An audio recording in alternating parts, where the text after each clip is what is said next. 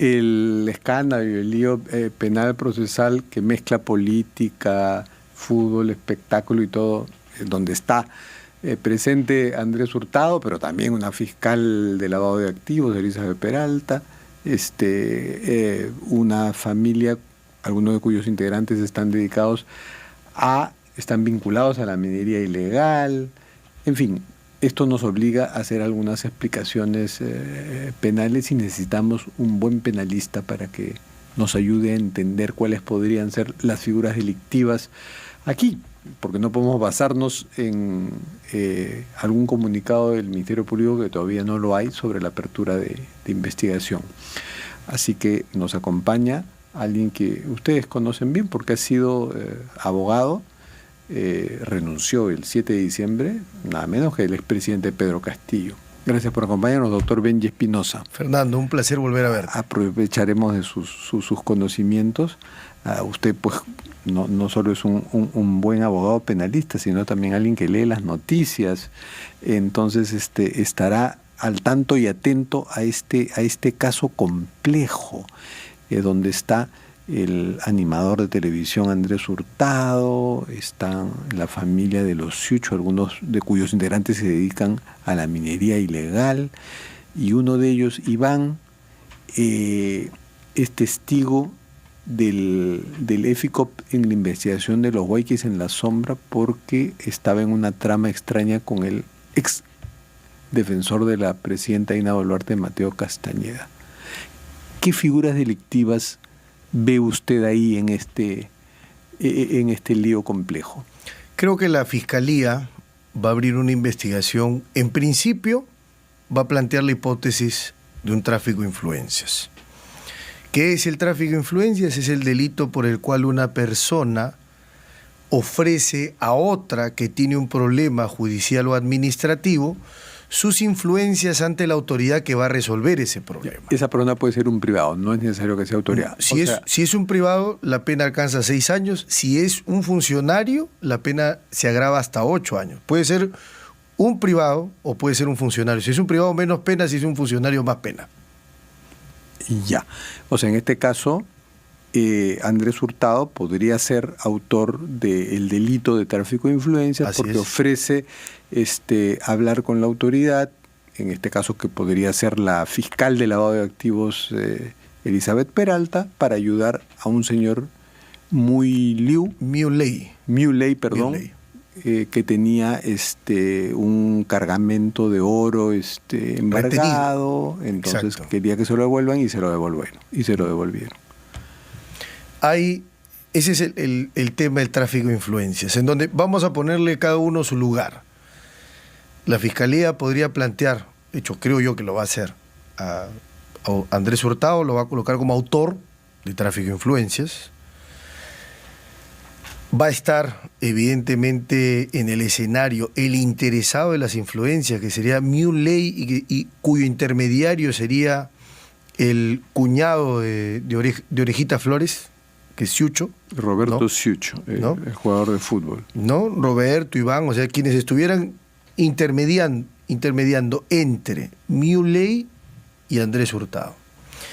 Y después está la autoridad, que habría que ver si es finalmente la fiscal Peralta Santur, o como ha dicho ayer ella no tiene ninguna vela en este entierro, porque ese era un caso que no le competía, que nunca conoció. Claro, que nunca tomó decisión. Eso se tiene que investigar. Eso tiene que investigar. Eso es muy delicado, porque si en efecto la fiscal, que ella admitió que es amiga o era amiga de Hurtado, si ella no era la que podía resolver el caso, entonces ya es un serio atenuante, digo, porque no le culpa el todo, porque ella podría haber utilizado sus influencias para hablar. Y es otra hipótesis. Con quienes que ella, exacto, que ella no tuviera el caso, pero que lo tuviera alguien que ella pudiera influir, con lo cual la haría responsable. Pues es un escenario. Claro, porque si es que hubiera dinero de por medio, con 1 millón, pues uno puede repartir, ¿no?, entre varios. O también puede ser, esa es una hipótesis. Yo no soy el fiscal del caso, pero tengo acceso al fiscal del caso. Una hipótesis es que Andrés Hurtado haya pedido dinero, hayan tenido un negocio ilícito, un pacto bajo la mesa, y se hayan repartido dineros En fin, esa es una hipótesis. La otra hipótesis, que también pasa, Fernando, hay que decirlo, es que hay personas que son amigas de autoridades, se toman fotos con las autoridades y toman el nombre de las autoridades sin que ellas sepan para su negocio. Sí.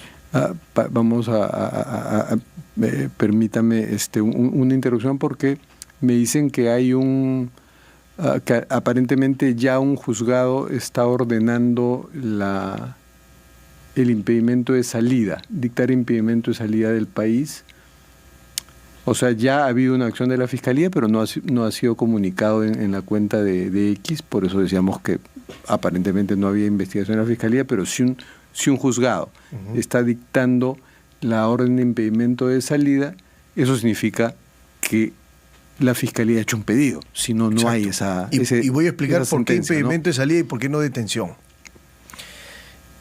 A ver, para empezar, no existe prisión preventiva cuando el caso está recién en investigación preliminar o en diligencias preliminares. Eso incluso ha llegado hasta la Corte Suprema, y la Corte Suprema ha dicho lo que cabría, digamos, como medida extrema contra la libertad de un investigado o indiciado, es el impedimento de salida. Entonces, como ellos recién están investigados, se ha abierto la carpeta, recién están en diligencias preliminares, recién se va a saber qué pasó, recién se va a averiguar, lo que corresponde es un impedimento de salida. He oído últimamente muchas veces el concepto de indagaciones previas, que no es lo mismo que investigación preliminar. ¿Qué es esto? ¿Un eufemismo o realmente existen esas indagaciones previas? Se quiere crear un concepto que no está en la ley. Pero lo están utilizando otros, ¿no? O mis oídos están confundidos. ¿Usted lo ha escuchado también, eso de indagaciones yo previas? planteé la primera tutela en la historia del derecho peruano, en donde digo que las indagaciones previas no existen. Lo hizo la doctora Benavides contra Castillo. O no debieran existir. Pero la Corte Suprema dijo que no existen, que no tienen una figura legal. Le dieron la razón en eso. Bueno, lo que pasa es que resolvieron después, en otra causa, cuando yo ya no era abogado de Castillo, pero el criterio que yo planteé en la tutela, que era, no existen indagaciones previas, existe, o me abres investigación o no me abres. No es que voy a ver. Lo que pasó antes no está en la carpeta. No, eso no existe. Y principio de legalidad lo que no está en el expediente no existe, ¿no? Lo que no está en el expediente no existe, y lo que no está en la ley, el fiscal no lo puede hacer. Eso no existe, Fernando, hay que ser claros.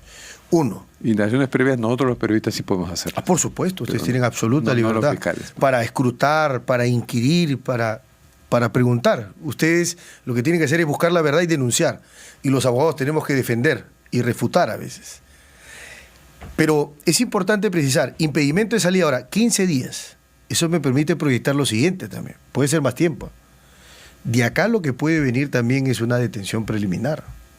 Ojo, no descarto la detención preliminar. No la prisión preventiva. La prisión preventiva es 9, 18, 36 meses.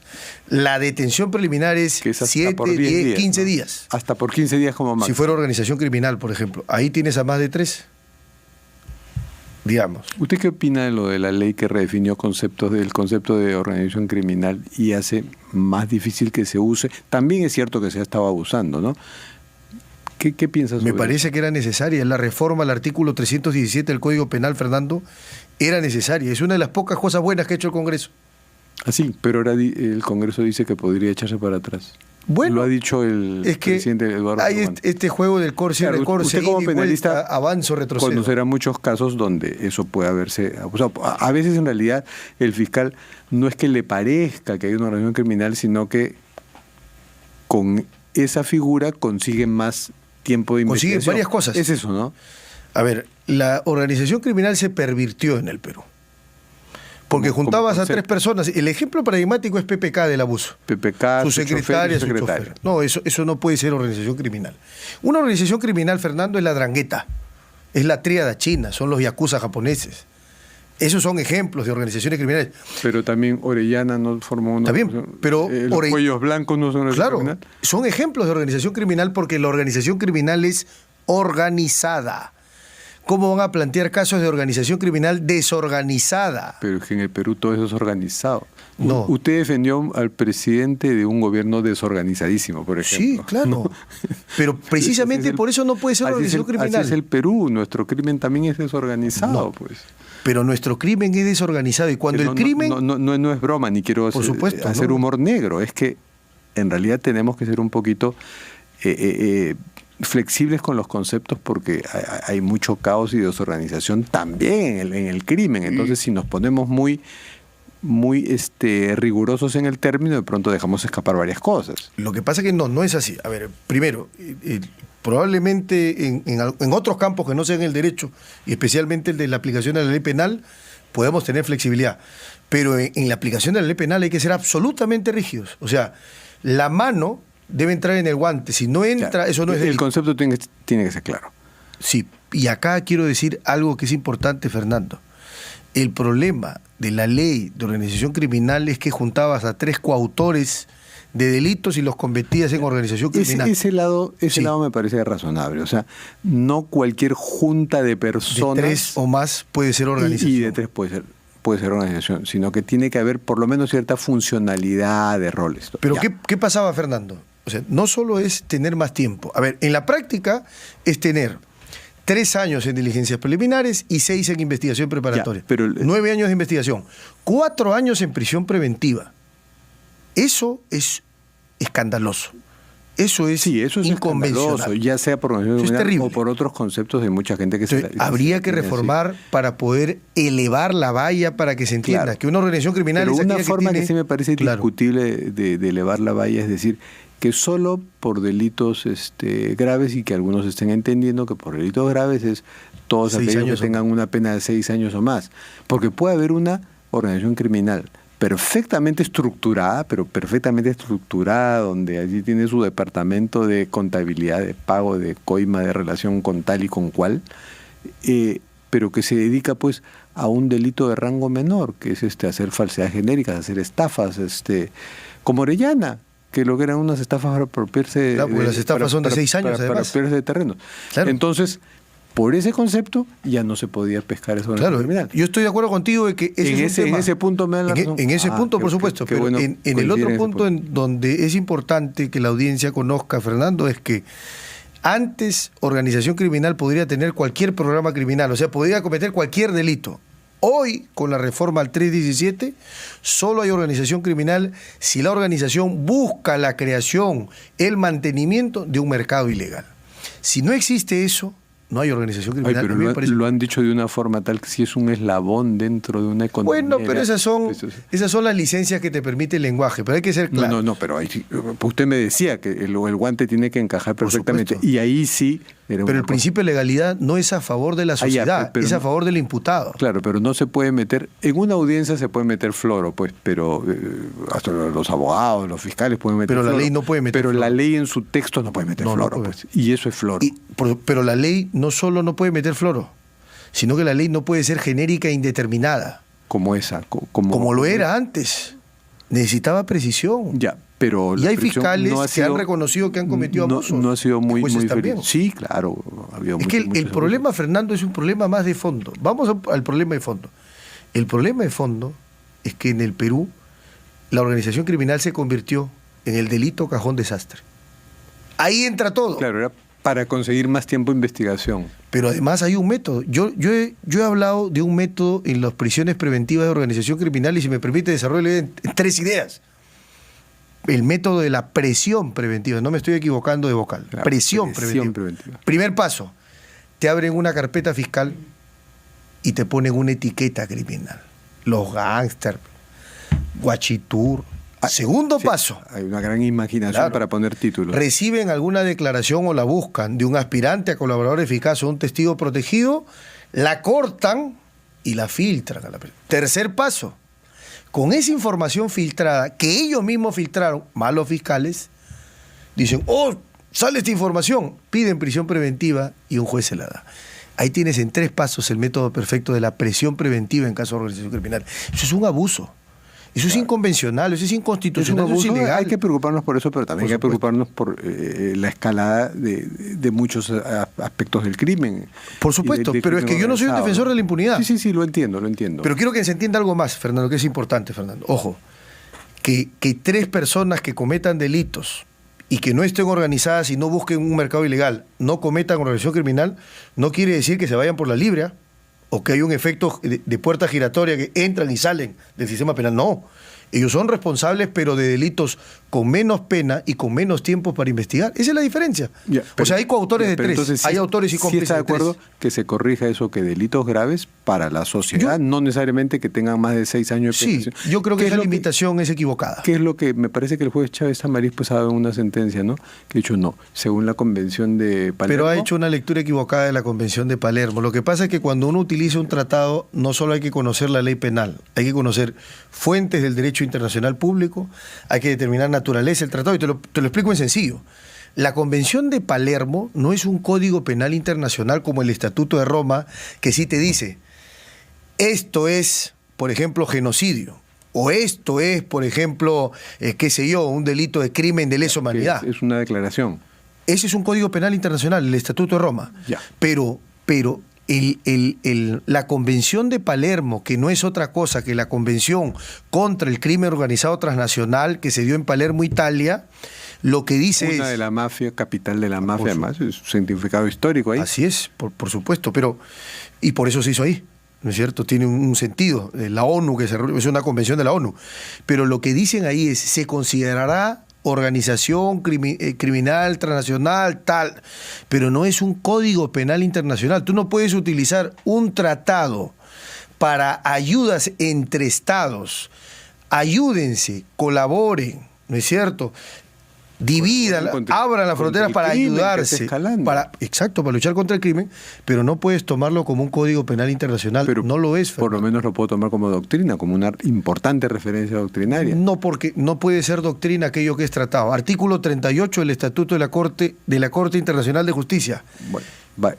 Tratado es tratado, doctrina es lo no tratado. No puede ser. Por eso es que es importante conocer la fuente. Yo creo que el doctor Chávez Tamariz es un buen juez, pero se equivocó. Es un interesante debate jurídico ahí, lo seguiremos explorando. Quería preguntarle por su ex defendido Pedro Castillo. Usted muy oportunamente renunció ese día donde ya pues se quebró el Estado de Derecho, y si su patrocinado lo estaba quebrando, usted dijo, me voy, ¿no? Ya hemos hablado de eso en otras oportunidades. ¿Qué opinión le merece que ya se esté pasando a la fase de acusación?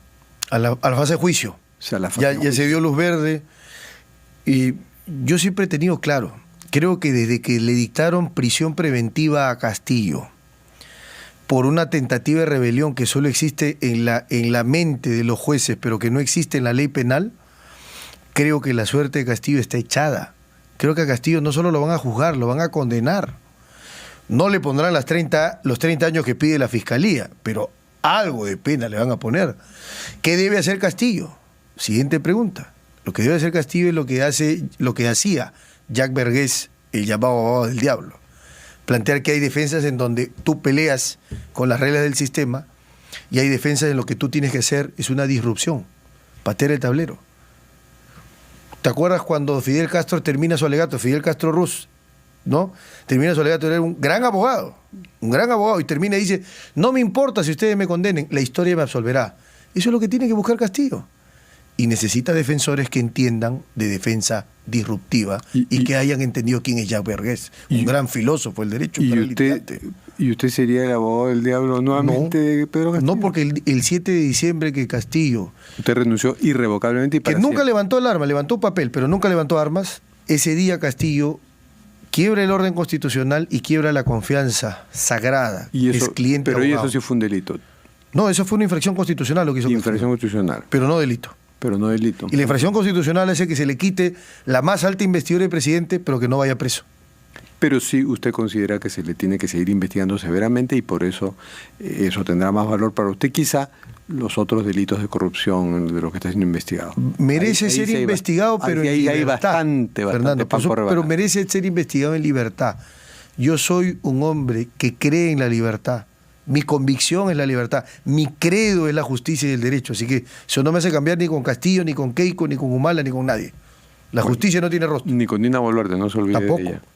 Tampoco con Dina. Muchas gracias, doctor Benítez. Gracias, Fernando. Siempre es un placer. Terminamos con nuestras cartas sobre la mesa. ¿Puede, por favor, coger una carta? ¿La leo? Sí, por favor. Viene la noche y airados combaten foscos. José María Eguren, Los Reyes Rojos. Los Reyes Rojos, lindo poema. Muchas gracias, doctor Gracias, Benji Fernando, un Espinosa. placer.